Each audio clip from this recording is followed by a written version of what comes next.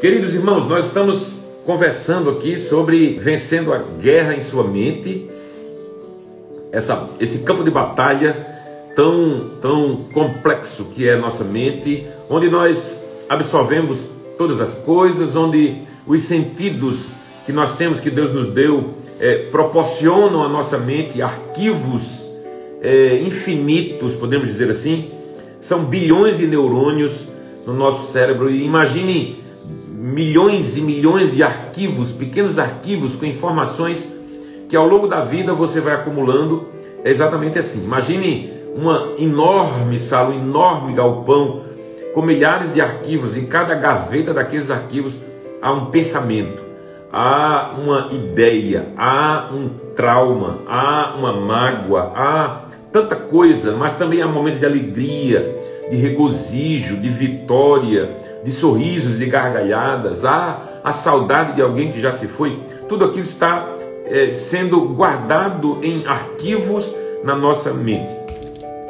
E nós, muitas vezes, sofremos com isso, porque não sabemos dar o verdadeiro ou devido direcionamento. A nossa mente é um grande campo de batalha. Por isso que o nosso texto, base da nossa reflexão do domingo passado, foi Romanos 12, 1, 2.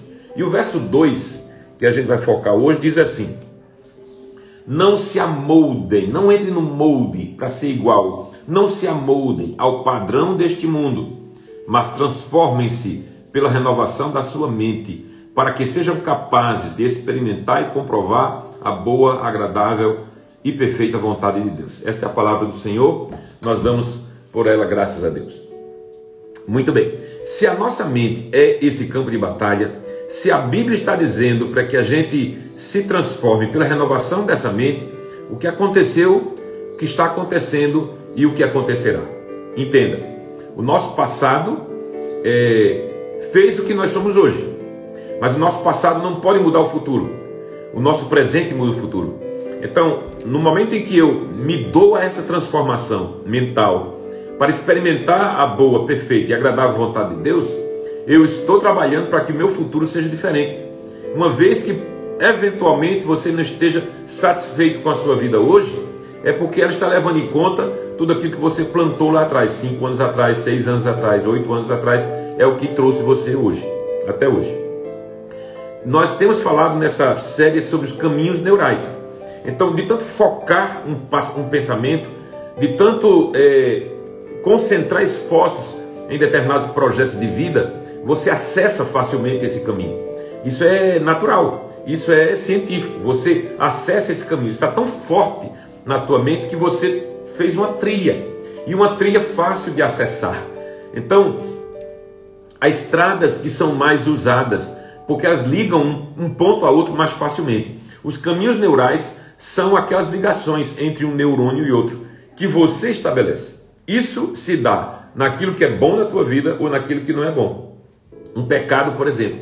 Então, uma pessoa que entra no mundo da pornografia, ele acessa, porque está formado já um caminho neural na sua mente, no seu cérebro, que ele acessa facilmente. Cientificamente, você tem o cérebro e as ligações nervosas.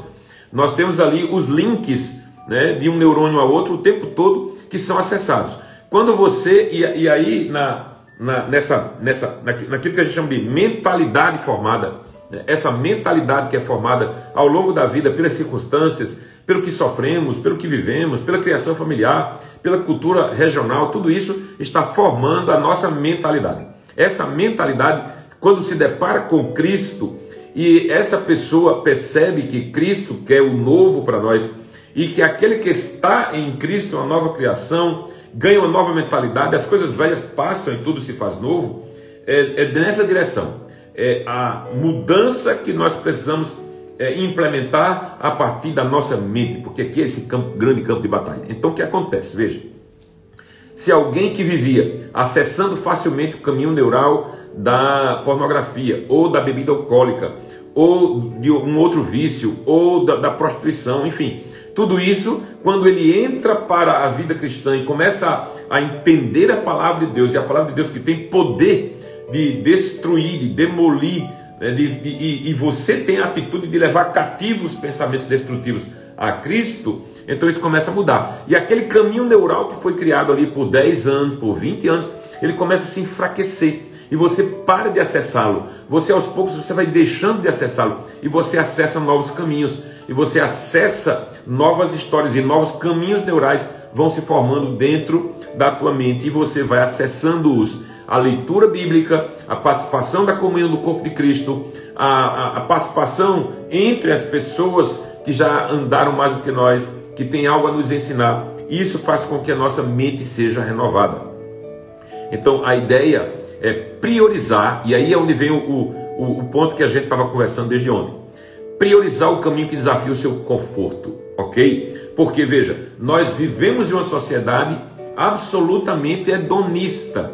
É uma sociedade que quer o conforto a qualquer custo, que quer o prazer a qualquer custo. Então ele paga caro para ter esse prazer. Só que quando a gente entra para a fé cristã, a gente percebe o quão desafiante ela é. E o quão ela é alguma coisa que sacode a gente, que tira a gente da zona de conforto. Porque na zona de conforto ninguém cresce. Ninguém cresce na zona de conforto. Dê a seu filho tudo que ele lhe pede e você vai ver que ele nunca será um homem de verdade. Porque ele acessa facilmente. Então, é aquela menina ou menino que qualquer coisa que acontecia quando era ali 5, 6 anos, 7 anos, toma um sorvete, toma um chocolate, e aquela criança cresce, está na adolescência, e quando ela tem alguma desilusão nas primeiras paqueras, aí a mãe leva para a praia, dá um sorvete a ela, um banana split, um sundae, e ela começa a desenvolver um sentimento de que aquelas coisas, elas são uma espécie de paliativo ou de uma medicação momentânea para produzir um prazer, para derrubar a sensação de sofrimento que está acontecendo. Só que essa pessoa se torna adulta.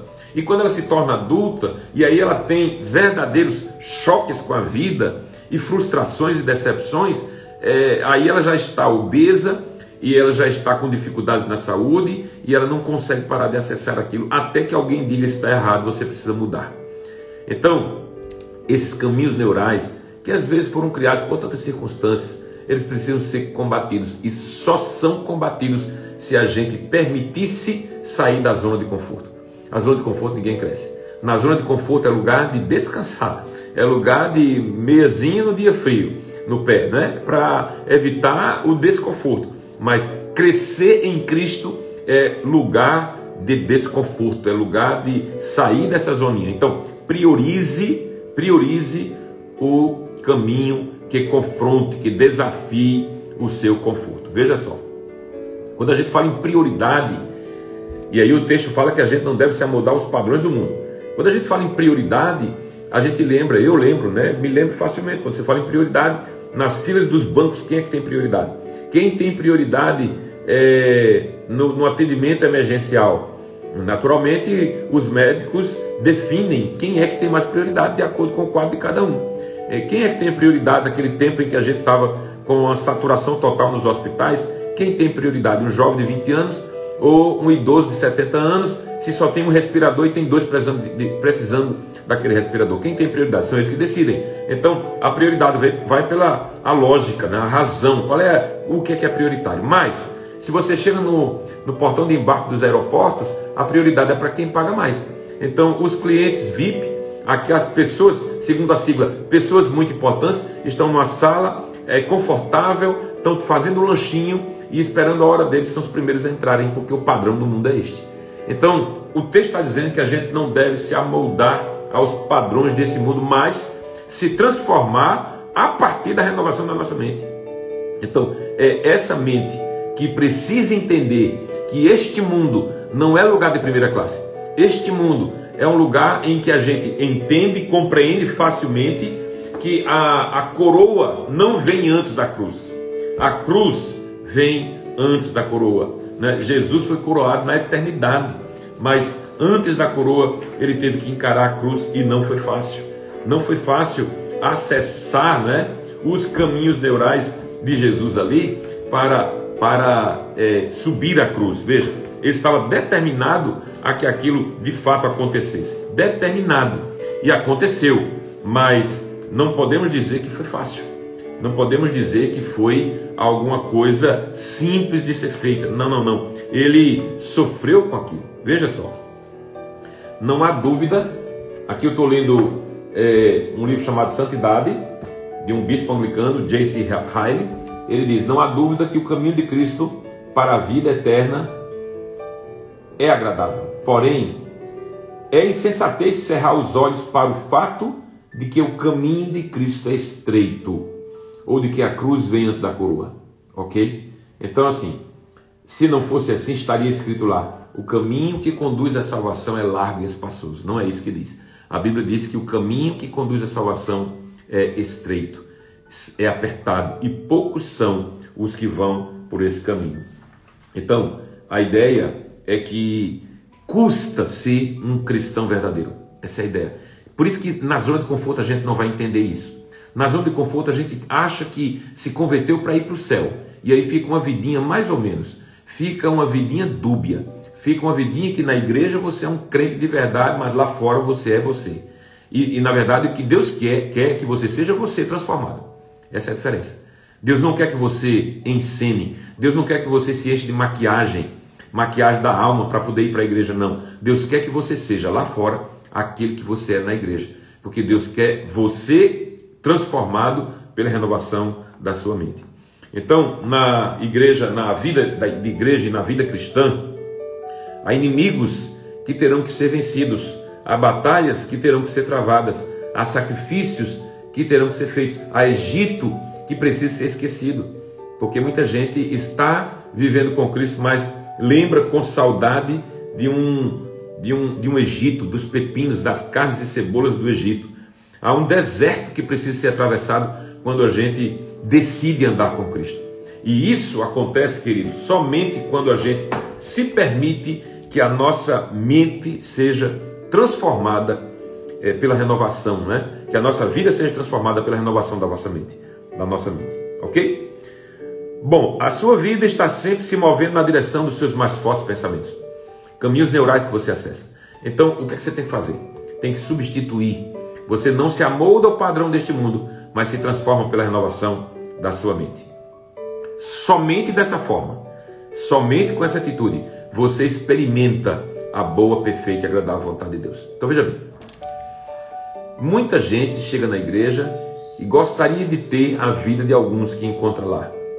Deixa eu te falar uma coisa. A couraça de Saul não serviu para Davi. Aquilo que Márcio não serve necessariamente para Manu que está passando aqui. Não serve necessariamente para Gildinho que está passando aqui. Então, cada um de nós tem uma experiência, porque a nossa experiência é única com Deus.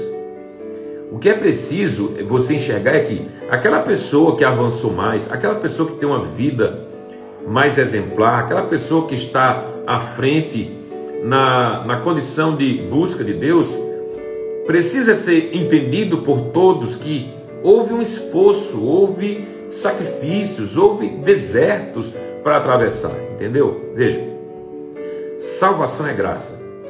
A gente não paga pela salvação, mas a santificação, um processo de transformação da nossa mente, acontece pelo esforço de cada um. Claro que Deus ajuda, mas Deus ajuda aquele que se esforça nessa direção. Então, transformem-se pela renovação da sua mente para experimentar a boa, perfeita e agradável vontade de Deus. Então, sim,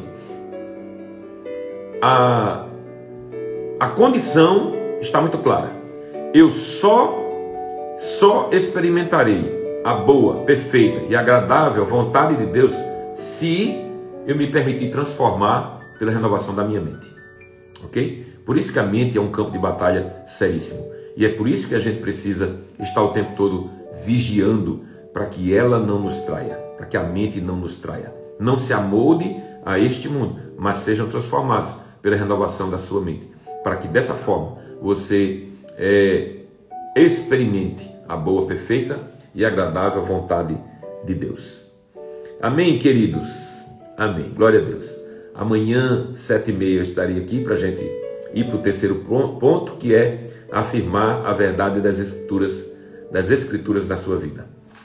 Hoje, 7h30 da noite, culto presencial, vamos para a terceira mensagem da série, e é reformulando as perspectivas. Reformulando as suas perspectivas. Então, como é que você vê o mundo? Você não pode controlar o que acontece com você, mas você pode controlar como você enxerga aquilo que acontece. Então, eu quero convidar você hoje, 19h30, na nossa Catedral da Ressurreição, a continuar seguindo nessa série e se dando a transformação pela renovação da sua mente. Obrigado, Jesus.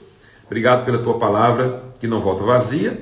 Ser conosco, Deus, nesse dia, para que em tudo nós possamos manifestar a tua bênção e possamos dizer com muita alegria: este sim foi o dia, é o dia que o Senhor fez, e eu me alegro e me regozijo nele. Recebe nossa gratidão por tudo, em nome de Jesus. Amém. Que a bênção do Deus Todo-Poderoso, o Pai, o Filho e o Espírito Santo repouse sobre cada um de nós aqui e sobre toda a igreja de Deus espalhada pela terra, agora e para sempre. Amém. Amém, queridos? Beijo no coração. Amanhã, 7h30, a gente se encontra aqui nessa vibe.